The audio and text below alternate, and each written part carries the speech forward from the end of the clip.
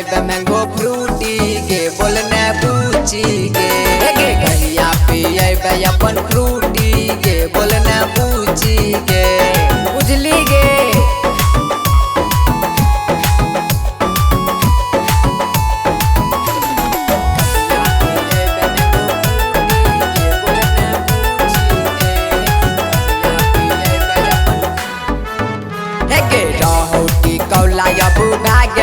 याम गे ककड़ाल रखने छी सुंदर सामान गे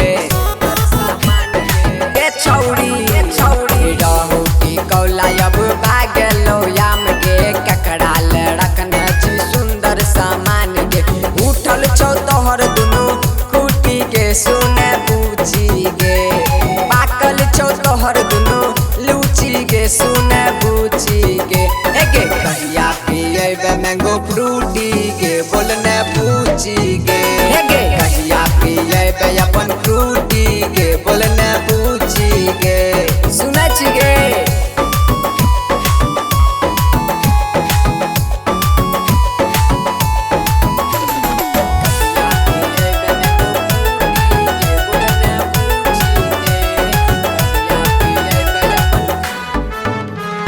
जहिए से मंजर गलो रहे ध्यान गे अपन जवानी के करबे न मान गे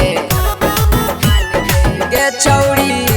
गे जहिए से मंजर गलो रहे ध्यान गे अपन जवानी के करबे न मान गे लब से करल धना टूटी के सुने बूची गे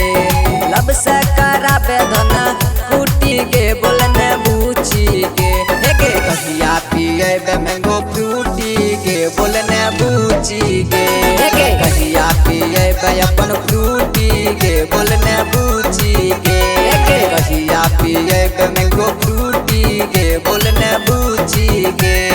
कहिया पिएबे अपन फ्रूटी के बोलने बूची गे बोलने गे।